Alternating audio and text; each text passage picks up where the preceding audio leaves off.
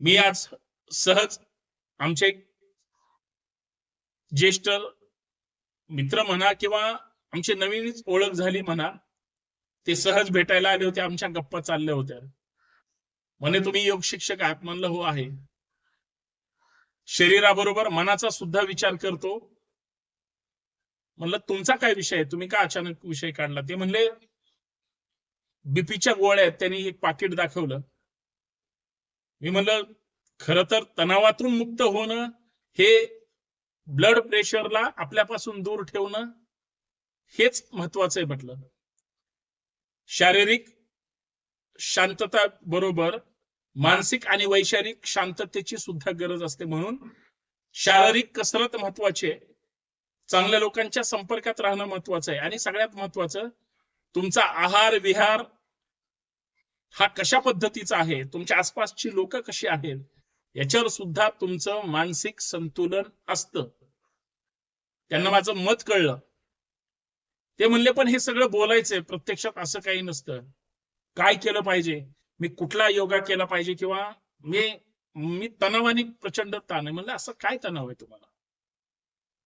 तुम्ही जर तणावात असाल तर मग तुम्हाला पैशाचं टेन्शन आहे, कशाचं टेन्शन आहे? वयस्कर होते म्हणजे 55-56च्या रेंजचे असावेत.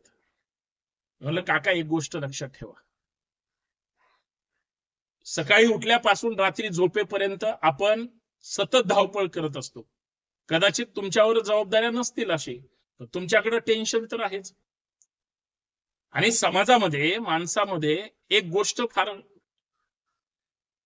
प्रत्येकात ठासून भरली, ती म्हणजे आयुष्यभर दुसऱ्यासाठी झटायचं. माझा मुलगा, माझी मुलगी, बायको, कुटुंबाचं कसं होईल वगैरे वगैरे सगळ्या गोष्टी. आणि याच्यात माणूस खचून जातो. मग आर्थिक त्रास असतो, तणाव असतो, उदारीचा विषय असतो, अजून कुठल्या व्यवसायाचा विषय असतो, नोकरीचा विषय असतो. जबाबदारीमुळे टेन्शन वाढतच असतं म्हणलं. पण हे सगळं घ्यायचं किती वेळ, किती काळ? काही अंशी तुम्हाला तो ताण विसरावा लागेल. माझ्याकडं काही वेळ हे चालतं.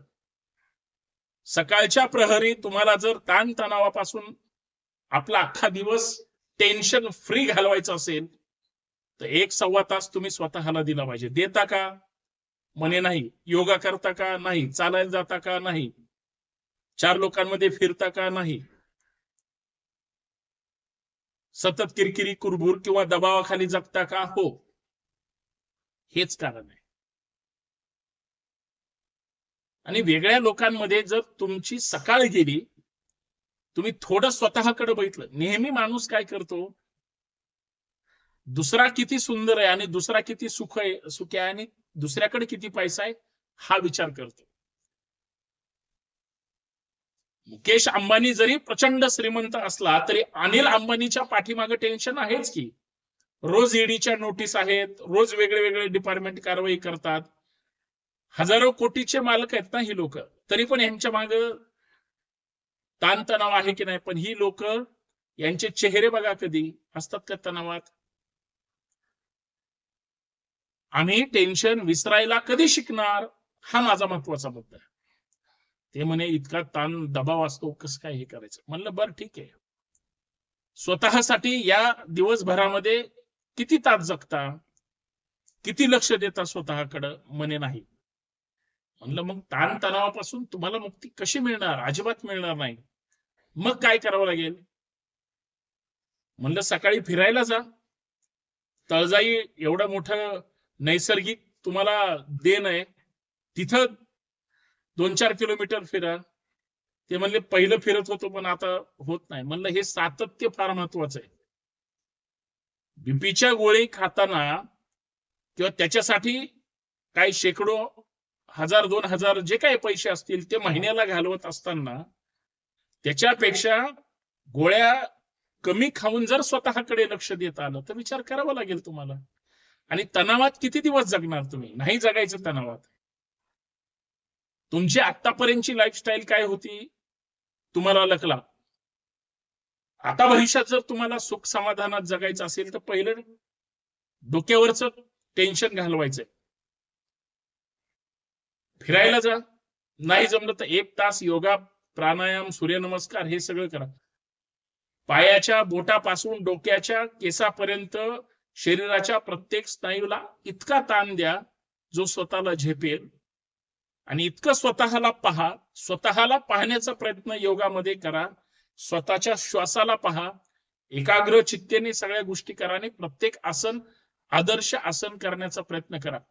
ते म्हणले आता मला जमणार का, वय वर्ष 56 आहे. लहानपणी ज्यावेळेस कसरत करायची होती त्यावेळेस केली असेल किंवा नसेल, नंतर लक्ष दिलं नाही. 20 वर्षानंतर तुम्ही 30-35 वर्ष म्हणजे 56व्या वर्षापर्यंत कधीच व्यायाम केला नाही. आता केलं तर लगेच चमत्कार घडणार का? अजिबात नाही. तुम्हाला आता सातत्य ठेवावं लागेल. आणि डोक्याच्या वरचा जो काही भाग आहे, ज्याला आपण मेंदू म्हणू, एकाग्र चित्तानं म्हणू, म्हणजे मेडिटेशन करावं लागेल किंवा या सगळ्या गोष्टी जर तुम्हाला करायच्या असतील तर तुम्हाला शरीर तुमच्या सोबत पाहिजे. ताण तणाव घालवायचा आपल्याला, पण त्या डोक्याला एकदा डोकं वर असतं आणि पाय खाली असतात. एकदा डोकं खाली करा आणि पाय वर करा ना.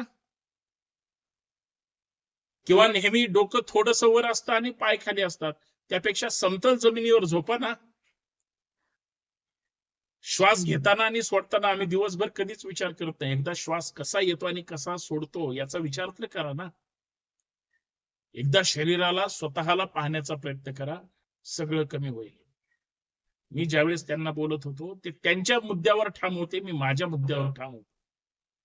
मला असं वाटतं चर्चा करून कुठला ताण तणाव कमी होत नसतो. ज्यावेळेस तुम्ही स्वतःला म्हणता की मी आता समाधानी आहे आणि मला थोडी शांतता हवी, तरच तुम्ही मार्ग काढू शकता. मला एवढंच सांगायचंय, ताण तणावातून बाहेर पडायचं असेल तर पहिलं स्वतःला वेळ द्या, स्वतःला पाहण्याचा प्रयत्न करा. आणि कोणतरी या सगळ्या चांगल्या गोष्टी सांगत असेल तर त्याच्या संपर्कात राहा. विश्वास आतापर्यंत दुसऱ्यावर ठेवलाय, त्या 100, 200, 500 रुपयाच्या गोळीवर ठेवलाय. एकदा माणसांवर विश्वास ठेवायला शिका आणि एकदा जाणून घ्या की चांगलं काय आणि वाईट काय. बघा, एकदम बदल घडल्याशिवाय राहणार नाही.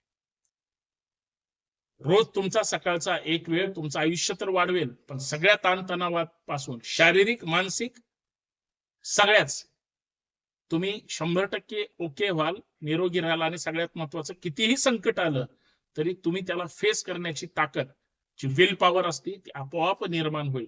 आणि तुमच्यामुळे तुमच्या आसपासचे घरातले बायको पोरं सुद्धा प्रचंड आनंदी होतील. सुरुवात तुमच्यापासून करा, बाकी सगळे सुखी होतील. प्रयत्न करून बघा, योगाशी जोडले जा, एवढंच माझं मत आहे.